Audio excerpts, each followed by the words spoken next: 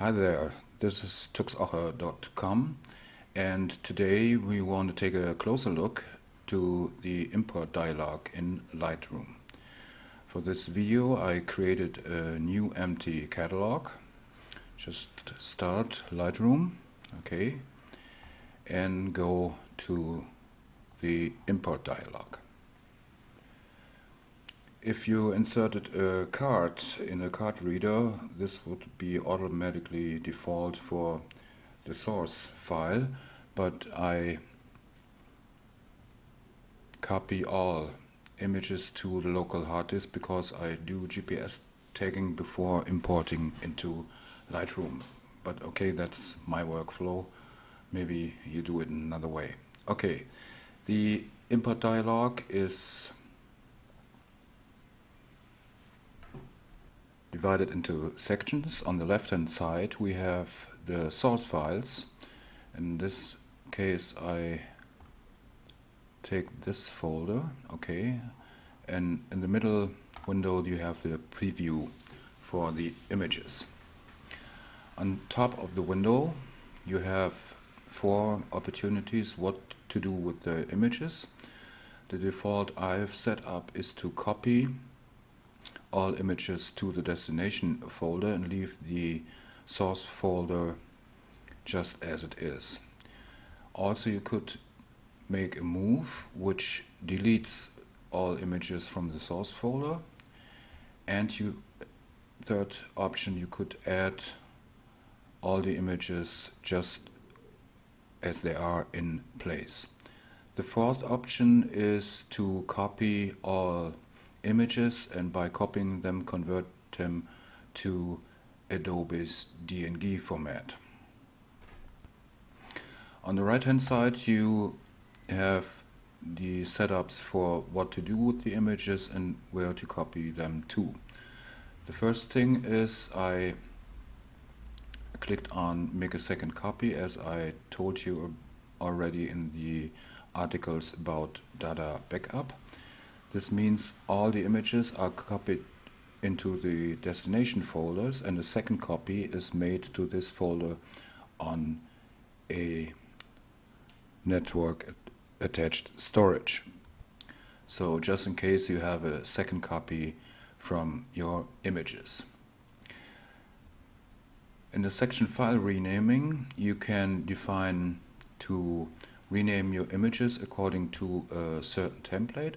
I choose one which uses the GPS data, therefore I import my images after doing GPS tagging. I use a combination from the date and the country and region and town I use. But you easily can edit this template. You probably know it from the export dialog.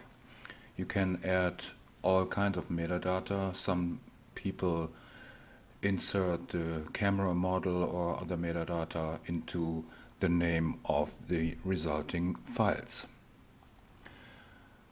Okay, during import you can apply development settings.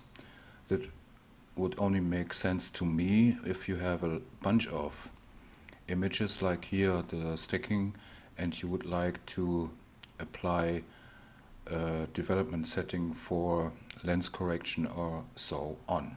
I usually don't use this. More important is to fill in certain metadata.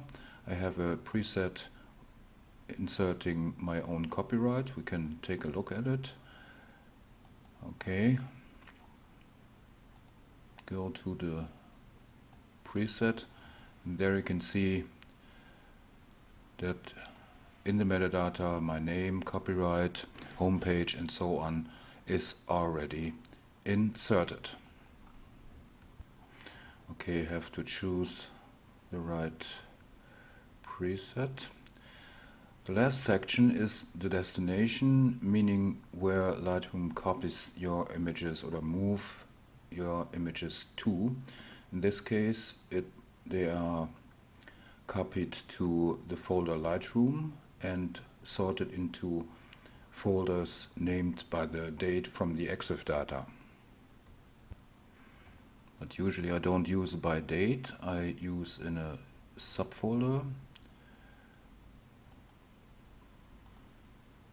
and cancel the date stuff, and I name this subfolder for the date, the location or the walk I took, where I took the images, and a certain ID, so I'll be able to find certain photos from a sequence or so on, even if I don't have access to Lightroom.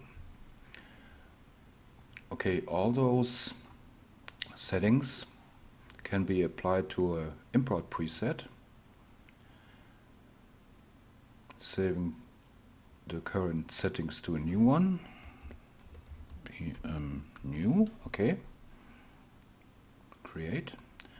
Now I cancel the import dialog just to check if that is right. Go to import, select the source folder and select the preset. Now I can see that all the settings are taken over. So with one import preset, I set up if the images are copied or moved. I set up if a second copy is made. I set up a possible renaming of the destination files, and I set up the fill-in of a certain metadata all in one time. A preset also assures that all imports are done in the same way, because if I change one setting, like make it here to a move, you see here that the preset is marked as edited.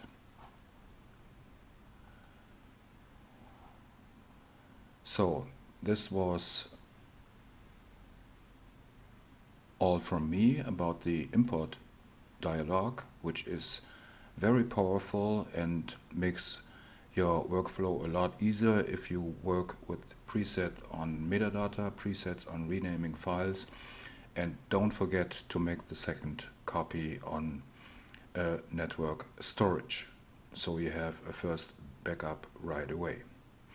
If you like this little video, I would like to read your comments, and of course your questions are welcome too. Ciao. Stop.